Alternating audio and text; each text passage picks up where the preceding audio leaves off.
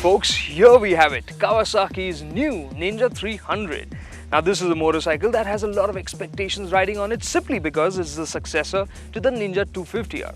And that was a motorcycle that most of us bikers just absolutely loved just because it offered a proper sport bike experience in a scaled down package and a much more accessible price tag. So what we have to see here today is whether the Ninja 300 can match and surpass the Ninja 250R. Is it meaner or not? When it comes to the design, hell yes. The Ninja 300 is a completely redesigned motorcycle and a classy one at that.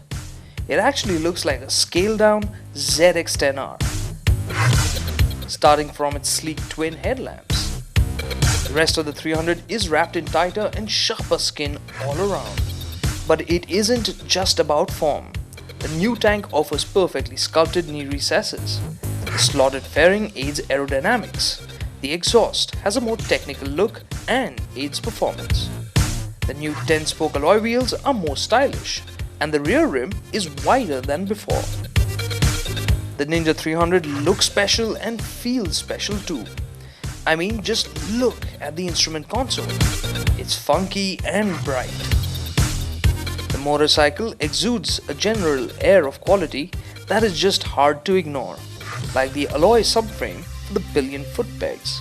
Well, one thing's for sure, it certainly looks meaner. And whether it's the instrument console or the new design, this bike just feels younger and cooler, and in every which way. Design, fit, finish, quality, this bike has closed the gap to its elder Ninja siblings. But that's not all. Kawasaki's also worked hard to get the performance levels all the way up.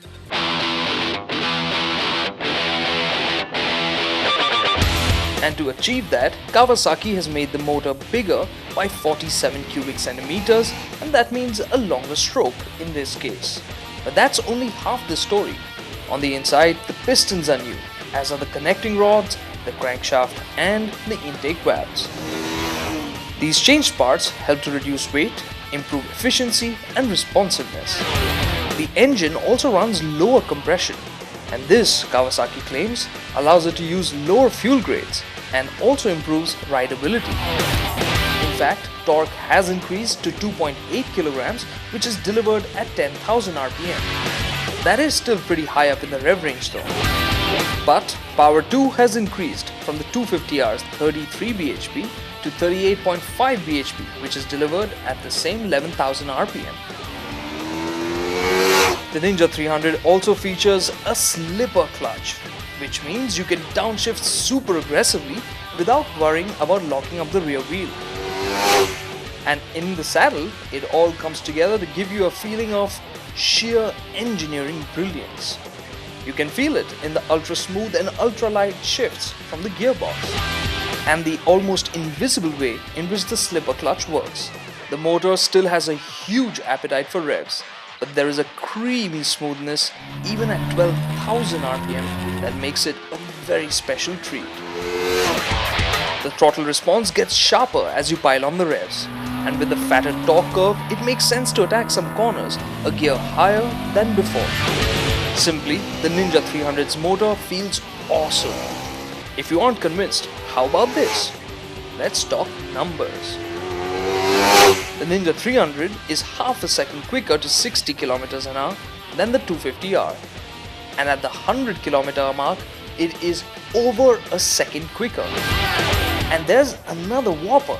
Its top speed is 168 km an hour. That's 16 kph more than the Ninja 250R.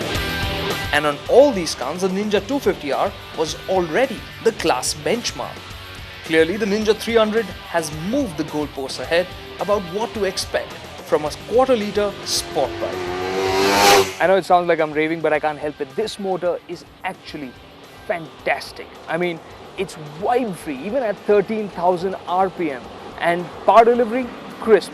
Really loves to rev, true to the Ninja name. But yes, there is stronger response even lower down in the rev range. Definite improvement there. The slipper clutch, a welcome addition when you're riding hard.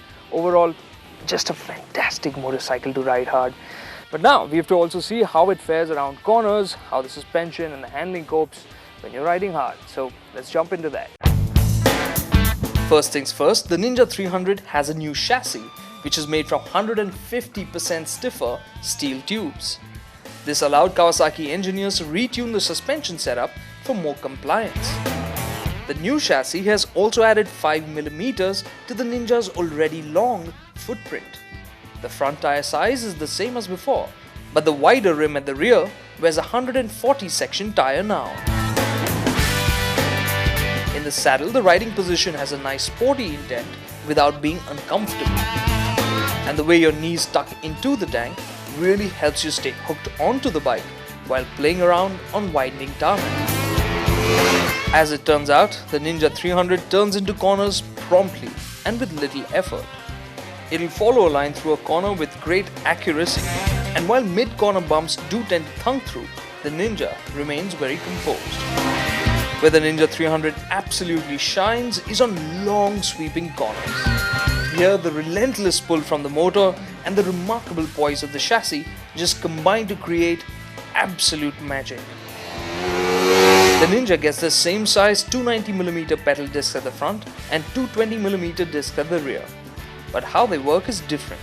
The front brake offers strong bite and copes well with the added performance, but it doesn't have the sharp initial bite of the Ninja 250R's front disc, which may be good news for amateur riders.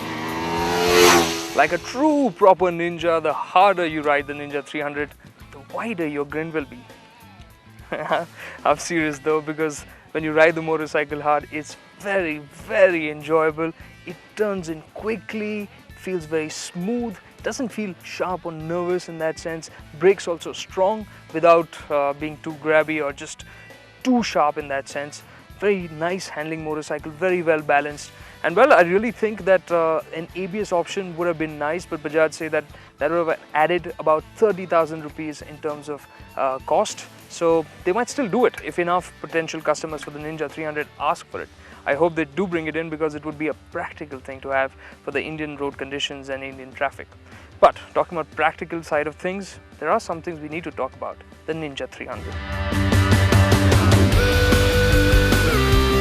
As I found out while riding around in the city, the Ninja 300 will be quite easy to live with too. The new motor delivers better torque lower down in the rev range. There is much more responsiveness there, and things get better still in the mid-range. Basically, the Ninja is way easier to ride in our traffic now. And new ducting for the radiator redirects the heat wash away from the rider's legs, making riding at low speeds in the city a lot more comfortable than before.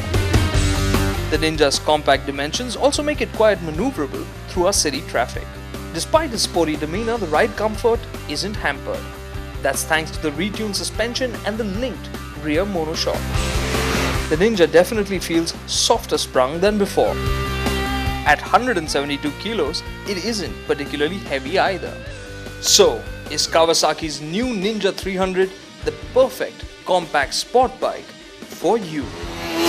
You know what? I like this bike. I really do. Actually, when you think about it, what's there not to like about the motorcycle? The engine? It has punchy performance, loves to rev. It really has better rideability lower down in the rev range. And on top of that, it always remains so smooth. The gearbox is also another example of great mechanical refinement. And that's not all. There's also a slipper clutch for when you're riding hard, for those aggressive downshifts. But that's not it. Even when you're riding hard around corners, you'll find that the chassis just feels so nice. It turns into corners very quickly, feels very even through there. The brakes are strong without being scary or sharp. There's lots of grip on hand, looks fantastic. So really, what can I say is not good about the motorcycle? Yes, the only thing that I'm going to gripe about is the lack of an ABS option. Yes, it will be more expensive, but some people would like to have it. That aside, yes, the price tag, some people have said it sounds pricey, but I think for the Kawasaki Ninja 300, after riding it, I can definitely say it's well worth it. Okay, one thing is for sure, the Ninja 300 is meaner than the outgoing 250R. And its price tag might seem a bit too premium, especially considering that the KTM 390 Duke is just around the corner and is expected at half the price. Nonetheless, the Ninja 300 is sure to appeal to a mature kind of rider and provide huge loads of thrills there.